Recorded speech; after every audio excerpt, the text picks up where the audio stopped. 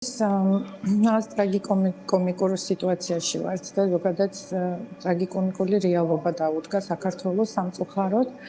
დღეს გავაკეთე კომენტარი ამასთან დაკავშირებით, სრულიად აბსურდულია ორჯერ გახსნა ერთი საკონსულო, რომელიც უკვე 2 წელია ფაქტურად ფუნქციონირებს, არჩევნები ჩატარდა.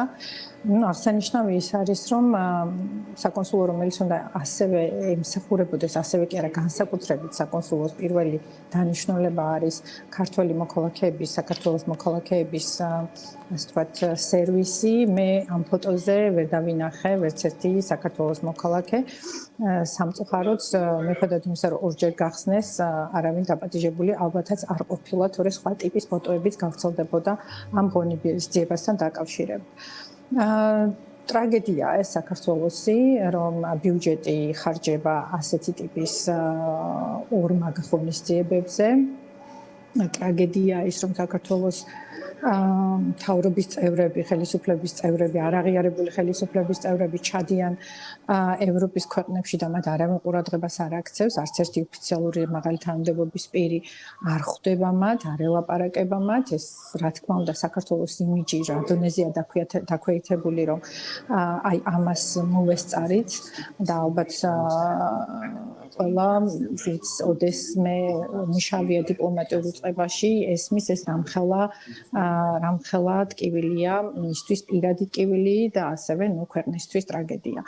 რა შემიძლია გითხრათ ძალიან ეს არის უცნაური, მე მინდა გკითხოთ საერთოდ რატო აკეთებენ ამას, რატო დებენ ვიზუალურად თუნდაც ასეთ ხაცურათებს, იმიტომ რომ ხედავდით ქართული ოცნების უამრავ წევრს, მინისტრებს და ვერავის ვერ ხედავდით, ხო, მასპინძელ მხარეს, რატომ რაღაცნაირად უცნაურია, რატომ მოუნდათ აი ამ სურათის ასე დემონსტრაციულად დადება?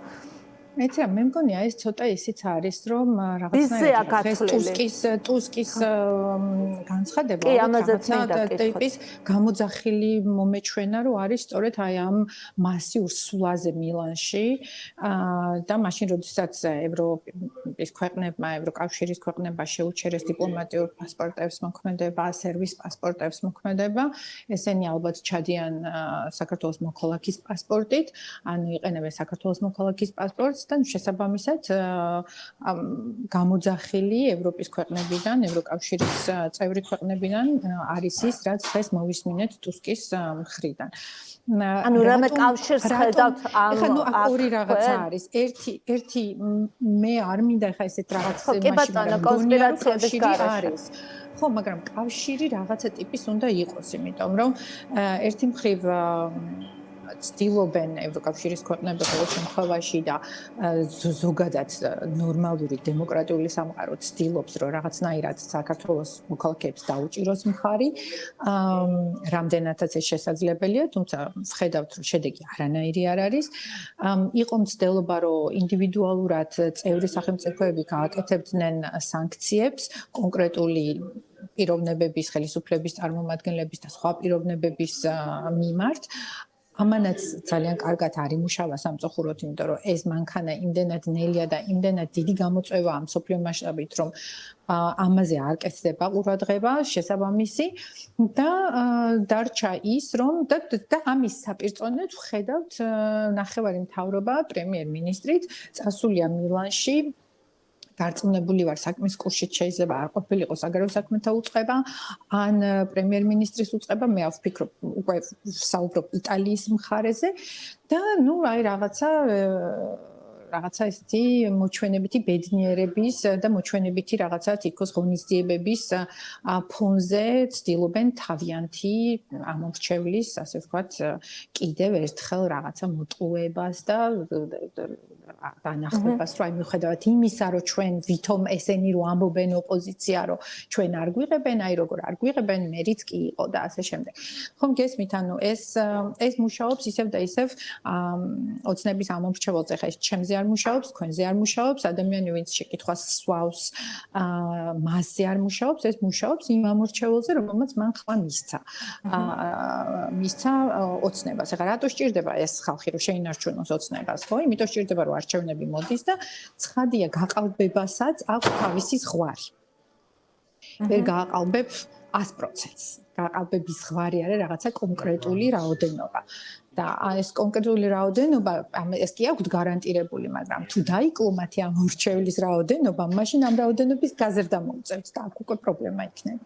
შესაბამისად ძალიან აქტიურად, ყოველდღიურად რაც ხდება, ეს არის ოცნება მუშაობს საკუთარ ამორჩევლის შენარჩუნებაზე. მე მხოლოდ ამას ვხედავ, არ აინტერესებთ ქართველი ხალხი, არ აინტერესებთ საქართველო, არ აინტერესებთ ქვეყნის იმიჯი, აბსოლუტურად არაფერი არ აინტერესებთ. პირველი ხო არ არის, რომ ფული იფლანგება აბსოლუტურად არასაჭირო ვიზიტებში, რაღაცა თვითმფრინავების დაქირავებებში, რაღაცა შვილების სასწავლო წაყვანაში და ნუ აი აქ კიდევ რაღაცა მილანში, რა ვიცი, სასეირნოდ წასასვლელად და ასე შემდეგ. ეს არის ჩვენი ტრაგედია. სამწუხაროდ. მე ასევე მინდა კითხო, როგორ ჩავიდოდნენ, როგორ ფიქრობ, რა ტიპის პასპორტებს გამოიყენებდნენ? მე მგონია რომ გამოიყენეს ჩვეულებრივი საქართველოს მოქალაქის პასპორტი. ასე ძალიან უნდა ეთყობა ჩასვლა. თუმცა ესეც არის ხო რაღაცნაირად შემზარავი, როდესაც მინისტრები იყენებენ არადიპლომატიურ პასპორტებს, არამედ მარტო ეს რო იყოს, ვიკა, ნუ აი რაზე ვსაუბრობთ, ხო გესმის, ეს არის წება რაღაცა მართლა გულისამრევი ქმედებებისას საკუთარი ხალხის მიმართ და საკუთარი ქვეყნის მიმართ. ქვეყნის იმიჯზე მაქვს მე საუბარი, სად იყო ქვეყანა და სად დგას დღეს ქვეყანა. და ეს არის ძალიან დიდი ტრაგედია ჩვენი ქვეყნის. ის რომ არ აინტერესებთ ეს ვიცი, ის რომ ფულის კეთება თურმე ძალიან გემრიელია, ვიცი, მაგრამ რუსეთში არ მიდიან საშოპინგოდ, მიდიან მილანში საშოპინგოდ. ამ საზიზღარ ევროპაში და უკვე გახსნილი საკონსულოს მეორედ ქვეყნა არ გამიკვირდება დედასვიცა ვარ, თუ გამიკვირდეს მესამეთაც რო გახსნან, მეოთხეთაც რო გახსნან, რა მნიშვნელობა აქვს უკვე, მაგას უკვე ხო მნიშვნელობა არ აქვს. ანუ არსობრივი მნიშვნელობა შინაარს არ აქვს. კი ბატონო, და ტუსკის ბოლო ინიციატივაზე მინდა გკითხოთ, იმიტომ რომ საკმაოდ მძიმე მოსასმენი იყო ჩემთვის ემოციურად აი ეს გადაწყვეტილება. აქ ბევრჯერ ითქვა, რომ პრინციპში ეს არ ეკუთვნის ეს გადაწყვეტილება. ამ გადაწყვეტილების საფუძველში არ არის ქართველი ხალხი, ამ გადაწყვეტილების საფუძველს ქმნის ქართული ოცნება თავისი მოქმედებებით, მაგრამ ასე გამოდის, რომ ყველა ისჯება აქ მაინც ალბათ საზოგადოების ნაწილს რა თქმა უნდა ექნება ეს აღქმა, მაგრამ მინდა რომ კარგად განვუმარტოთ ხალხს, მაყურებელს, რატომ დგას ეს თემა დღის წესრიგში, რის გამო დგას ეს თემა დღის წესრიგში და ჩვენ რა შეგვიძლია გავაკეთოთ საზოგადოებამ. პირველ რიგში დავიწყებ იქიდან, რომ 2017 წელს ელჩი ვიყავი და ძალიან დიდი ძალის ხმევა დასჭირდა საგარეო უწყებას იმისთვის, რომ ჩვენ მიგვეღწია ვიზა ლიბერალიზაციისათვის. ეს არ იყო მარტივი და მაშინ ყველა ჩემი კოლეგა აი ესე ხელჩაკიდებული და ერთი მიმართულებით ძალიან აქტიურად მუშაობდით, რომ ვიზა ლიბერალიზაცია მოეცათ საქართველოსთვის.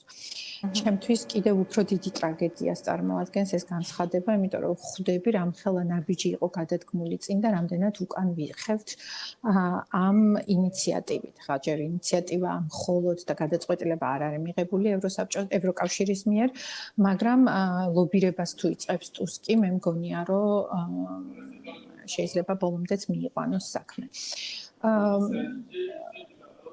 რა თქმა უნდა, ეს ძალიან სამწუხაროა, მესმის, რომ საქართველოს მოქალაქეების მიმართ არ არის მიმართული, მაგრამ სამწუხაროდ საქართველოს მოქალაქეები არიან ისევ და ისევ დარტყმის სამიზნე. თქვენ ხო წარმოგიდგენიათ, რომ თუ ამოიკეტება საზღვარი, რა მოხდება მერე უკვე საქართველოში და ეს ქმედება საქართველოს ხანდელი ასე თქვა de facto ხელისუფლების რაღაცა აი ძალიან რაღაც ვერაგულია, იცით, აი ვერაგული ქმედება არის საკუთარი ხალხის მიმართ და ცოტა ვირეშმაკული ვითომ ევროკავშირის ქვეყნების მიმართ, რომ გონიათ, რომ აი რა თქვენ და აი ჩვენ ორბანთან მეგობრობთ, კარგად ყავდეთ ორბანი და ღმერთმა მოახმაროთ მშვიდობაში და სამაგიეროდ აი სხვა ქვეყნები საერთოდ არ გვჭირდებით და რასაც გვინდა მაინც იმას ვაკეთებთ. აი ჩემთვის ეს არის ძალიან ესეთი ნათელი ხაზი, აი შავზე წითლით გახაზული, რომ რაც გინდათ ის გადაწყვეტილება მიიღეთ, აგერ პრემიერ-მინისტრიც, აგერ ხუთი მინისტრიც, აგერ მერიც და ასე შემდეგ, ყველანი იმას ვაკეთებთ, რაც გვინდათ. თავმოყარეობა ყველას აქვს თავისთავად ცხადია. თავმოყარეო ადამიანები და ქვეყნები მით უმეტეს არ არსებობენ, შესაბამისად არ მიკვირს, რომ ტუსკის განცხადება სწორედ ამისი გამოძახილი იყოს. კი ბატონო, ძალიან დიდი მადლობა.